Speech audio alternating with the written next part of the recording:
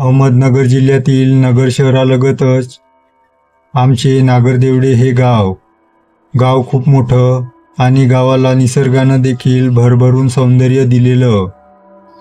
गावातील बरीच लोक शेती हाच व्यवसाय करतात. गावातील तरुण शहर जवळ असल्याने शहरात दररोज येणं जाणं करतात.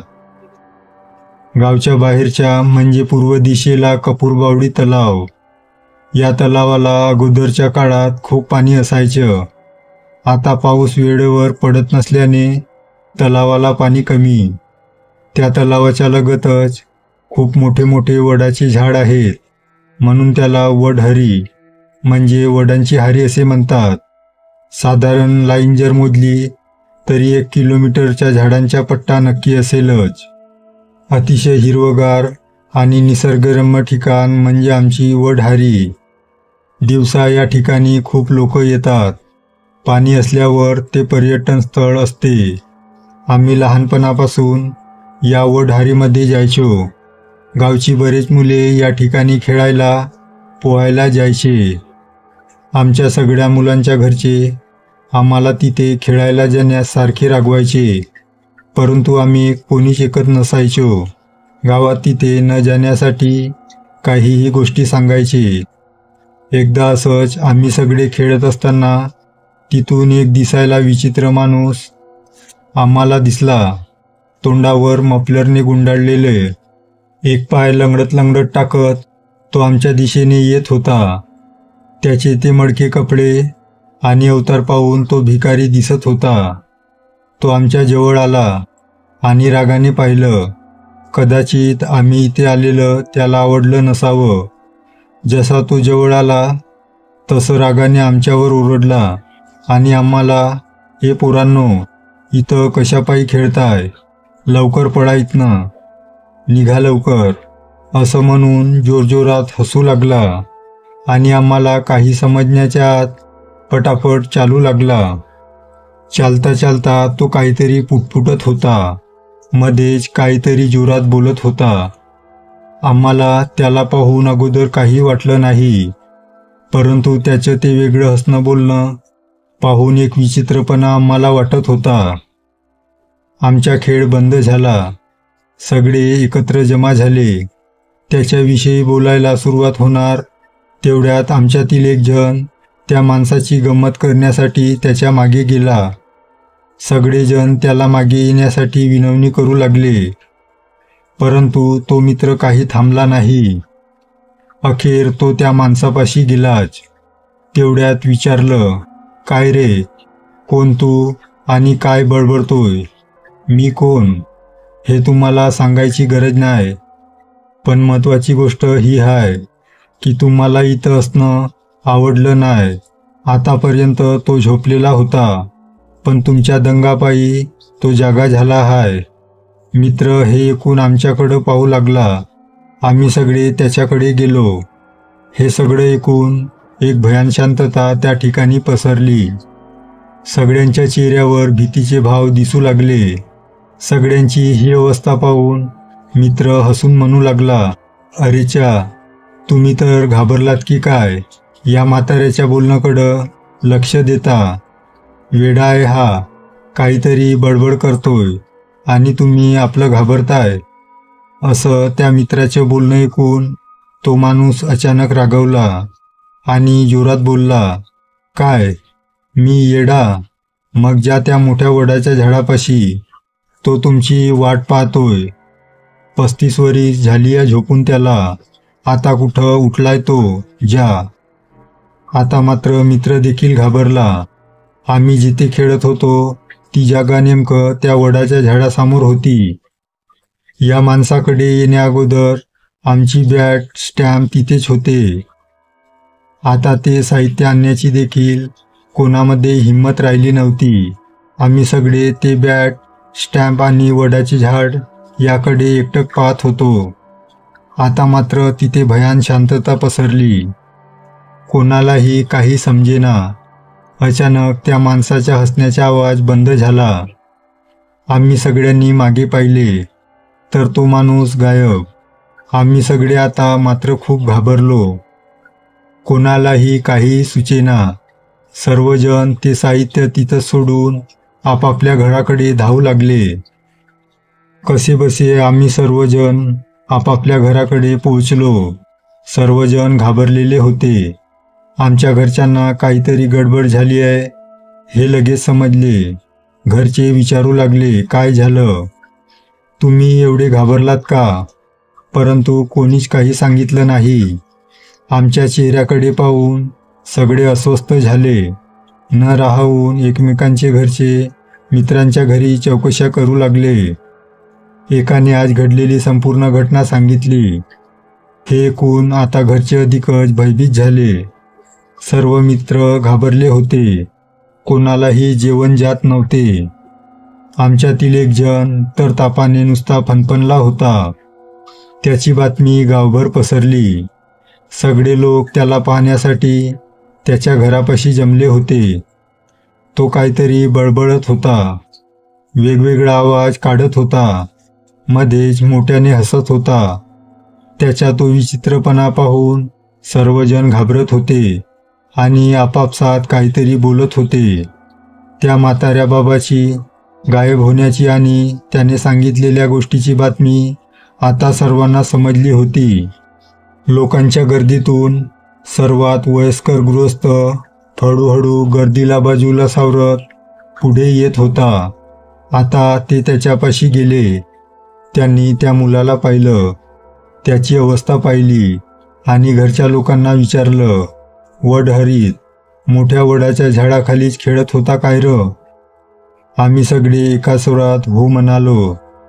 त्या आजोबांनी त्याच्या कपाळावर हात ठेवला आणि सर्वांना दूर होण्यास सांगितलं. सगळे दूर झाले. त्याच्या माथ्यावर हात फिरवत ते काहीतरी मंत्र म्हणू लागले. त्या मंत्रांनी तो अजून बेचैन झाला. त्याचे डोळे गरागरा फिरू लागले. तो हातपाय झाडू लागला. अचानक बरळू लागला. मोठमोठ्याने हसू लागला. आजोबांनी त्याला विचारलं, तू का आलायस परत? तो आजोबांकडे रागाने पाहत मोठ्याने म्हणाला, तुला माहीत नाही होय र म्हाताऱ्या, अजून किती दिस या गावात वासशील? हे ऐकून सर्व लोक घाबरत आणखी मागे झाले. आजोबा त्याच्याशी बोलू लागले, हे बघ, ह्या लहान लेकरांनी तुला काय बी केलेलं नाही, मग का याच्या मागं लागलास? तुला जे काही बोलायचंय ते माझ्यासोबत बोल, पण आधी या मुलाला सोड. आजोबाचं हे बोलणं ऐकून तो जोरजोरानं हसू लागला. कोणालाही काही समजेना. सर्वजण एकमेकांकडे पाहू लागले. आजोबांनी पुन्हा त्याच्या माथ्यावर हात ठेवला. ते काहीतरी पुटपुटले. अचानक तो मुलगा शांत झाला. आजोबा तिथून उठले. बाहेर अंगणात आले. सर्वजण त्यांना गोलाकार करून उभे राहिले. कोणी काही बोलत नव्हते, परंतु सर्वांच्या कपाळावरची प्रश्नचिन्ह आजोबांना स्पष्ट दिसत होती. अखेर मुलाच्या आईने रडत रडत आजोबांना विचारलं, काय झालं बाबा माझ्या लेकराला? काहून असं करतोय तो? सांगा ना बाबा. रडण्याचा आवाज आजोबांना स्वस्थ बसू देत नव्हता. काय झालं या प्रश्नाचे उत्तर त्यांना द्यावंच लागणार होतं. अखेर आजोबांनी मोठा श्वास घेतला व ते बोलू लागले. साधारण 35-40 वर्षापूर्वीची ही गोष्ट आहे. आपलं गाव खूप सुखी, निसर्गरम्य असं होतं. सर्व लोक आनंदात राहत होती. सर्व अगदी मजेत चाललं होतं. पण आपल्या गावाला ग्रहण लागलं. ते त्या अमावस्येच्या दिवशी. गणप्पा, रघु आणि सोमा ही खूप जिगरी दोस्त, कायम सोबत. तिघे एकही घास एकमेकांना सोडून खात नव्हते. एकदम जबरी मैत्री होती त्यांची. तिघे असंच एकदा त्या मोठ्या वडाच्या झाडाखाली गप्पा मारत बसले होते. 2 दिवसापूर्वी रघुला त्याच्या वडिलोपार्जित हिस्सा मिळाला होता. त्याला चांगले पैसे मिळाले होते. त्यातील काही पैसे तो स्वतःच्या सोबतच ठेवीत होता. त्याच्याकडे एवढे पैसे पाहून गणप्पाची नियत बिघडली आणि त्याने सोमाला घेऊन हे पैसे लुटण्याची एक दिवस आधीच योजना आखली होती. योजनेप्रमाणे आज ते त्या मोठ्या वडाच्या झाडाखाली बसले होते. गणप्पा रघुबरोबर गप्पा मारत होता. तेवढ्यात सोमा मागून आला आणि त्यानं एका रस्सीनं गळा आवरण्यास सुरुवात केली. रघु तडफडत होता. हातपाय जोरजोरात झाडत होता. परंतु या नराधमांना त्याची अजिबात दया आली नाही. अखेर त्या रघुचा जीव गेला. एवढ्यावरच हे थांबलं नाही, तर त्याला त्या मोठ्या वडाच्या झाडावर फासावर लटकवलं आणि सगळे पैसे घेऊन तिथून निघून गेले. पुढे सर्व गावकऱ्यांना ही बातमी समजली, परंतु कोणीही काही केलं नाही. काही दिवसांनी पैसे देऊन आणि पुराव्याअभावी गणप्पा आणि सोमा पोलीस कैदेतून सुटले. काही दिवस गेले. गावात सर्वांना माहिती होते की रघुचा खून यांनीच केला आहे. पुढे अमावस्येला त्या वडाच्या झाडाची अचानक हालचाल सुरू झाली. त्या झाडातून चित्रविचित्र आवाज येऊ लागली. भयानक वातावरण त्या ठिकाणी होऊ लागले. रघुच्या आत्म्याने त्या वडाच्या झाडात आश्रय घेतला होता. होय, तो बदला घेण्यासाठी परत आला होता. त्याने आपल्या असुरी शक्तीच्या सहाय्याने गणप्पा आणि सोमा यांना तिथेच खेचून आणलं होतं. या दोघांच्या मरणाने त्याचा बदला पूर्ण होणार होता आणि सर्व गावासमोर रघुने अखेर बदला घेतलाच.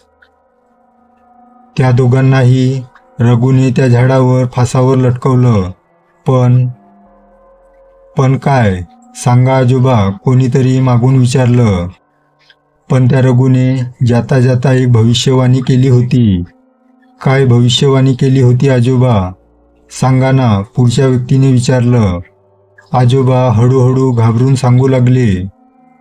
जेव्हा रघु गेला तेव्हा गावकऱ्यांना माहिती असूनही कोणीच त्याच्या बाजूने बोलले नव्हते, ना त्याला न्याय मिळवून द्यायला पुढे आले होते. तेव्हा तो बोलला होता की म्या तुमच्या समद्या गावाचा बदला घेणार, पण वेळ आल्यावर. मला वाटतंय ती वेळ आली असं म्हणत आजोबा त्यांच्या घराकडे निघून गेले. प्रत्येक गावकरी भयभीत झालेला. समद्या गावचा जीव घेणार ह्यो रघु, म्हणजे आमची लेकरं मरणार. काही जणांचे चेहरे काळवंडले. काही जण रडू लागले. एक जण म्हणू लागला, या गावात राहायलाच नको, दुसऱ्या गावात राहायला जाऊ. पण तिथंही रघु आला तर आता त्यांची मती गुंग झाली. खूप वेळ कोणीच कुणाशी बोलले नाही. एक जण आपापल्या घराकडे चालू लागले. काही दिवस गावात एकदम स्मशान शांतता. एकमेकांकडे जाणे येणे बंद झाले. हे सर्व आजोबांच्या लक्षात आलं. एक दिवशी सकाळीच गावातल्या सगळ्यांना त्यांनी पाराजवळ बोलवलं. सर्वजण आले. आजोबा शांतपणे म्हणाले, असं भिवूनशान जगायचं नाही. मला वाटतंय आपण समजे हरीच्या वडाजवळ जाऊया. रघुला आपण समजावून सांगूया. सगळ्यांनी होकार भरला. सर्व निघाले. आजोबांच्या लक्षात आलं, आज अमावस्या आहे. सगळे पोहोचले. वडांच्या पानांची वाऱ्यामुळे सडसड ऐकू येऊ लागली. अचानक तेथील वातावरण बदललं. कसला तरी भयानक आवाज येऊ लागला. भयान शांतता पसरली. भीतीने सगळे थरथर कापायला लागले. कोणालाही काही समजेना. त्यात अचानक एक विचित्र आवाज आला. बरं झालं तुम्ही समधे एका वेळी घावलात. अनेकांना कापरं भरलं. 2-4 जण चक्कर येऊन पडले. रडारड सुरू झाली. आजोबांनी सगळ्यांना शांत केलं. दोन्ही हात जोडून आजोबा म्हणाले, रघु, हे बघ, गाव मेल्याहून मेल्यासारखं झालं या. अरे जगण्यात काहीच अर्थ राहिला नाही बघ. म्या हात जोडतो. माय ऐक, नग असं करू. हे ऐकून रघु मात्र खूप चिडला. त्याला आणखी राग आला. रघु म्हणाला, मला जेव्हा पैशापायी त्या दोघांनी मारलं तेव्हा कुठं होता र थेरड्या? अन आता आला समध्यांची बाजू घ्यायला. तसं नाही रे रघु, आजोबा म्हणाले. म्या कुणाला बी माफ करणार नाही. म्या समध्या गावाला शिक्षा करणार. आता मात्र आजोबा आणखी पुढे सरकले आणि म्हणाले, अर पैशापायी त्या दोघांनी तुला मारून टाकलं, पण आमचा जीव राहू दे बाबा. म्या हात जोडतो तुला. माणूस लय महत्वाचा आहे. आम्ही कधीच कुणाला पैशासाठी मारणार नाही. उलट कोणी अडचणीत असेल तर समधे मिळून त्याची समस्या सोडवू. तू इथून निघून जा. लेकराचा जीव घेऊ नकोस. आम्हाला माहीत आहे तुझ्या बी गावावर लय जीव होता. गावाला तू कायम महत्त्व द्यायच्या. गावच्या समध्या गोष्टीत तू भाग घ्यायच्यास. हे ऐकून रघुचा राग शांत होऊ लागला. पुढे आजोबा म्हणाले, जरा ते लहान मूल बघ रघु, कसे बिथरलेत. तुझ्यामुळं अगदी घाबरून गेलेत. जेवण जाईनारे. रघुने त्या मुलांच्या डोळ्यात पाहिलं. त्याला त्याची खूप भीती दिसली. आता मात्र त्या निरागस मुलाला पाहून त्याची मुलांबाबत असलेली माया जागी झाली. तो आणखी शांत झाला. आजोबा पुन्हा बोलू लागले, अरे रघु, माणसं मोलाची हाय, पैसा नाही. त्यामुळं आम्ही समधे गावकरी तुझी माफी मागतो आणि तुझ्या बाबतीत जे झालं ते कुणासोबत होऊ देणार नाही, हे वचन देतो. हे ऐकून रघु आजोबांना म्हणाला, ठीक आहे. ह्या मुलाकडं पाहून मी सर्वांना सोडतो, पण कुणावरही कोणी आजपासून अन्याय करायचा नाही. एकमेकांची मदत करायची. आजोबांनी सांगितल्याप्रमाणे पैसा सर्व नसतो. मैत्री महत्त्वाची असते. आजपासून आनंदाने राहा. जातो मी, जातो. असं म्हटल्यानंतर अचानक पानांची सळसळ झाली आणि सर्व पुन्हा आनंदी वातावरण झाले. सर्व गावकरी खुश झाले आणि आजोबांच्या पाया पडले.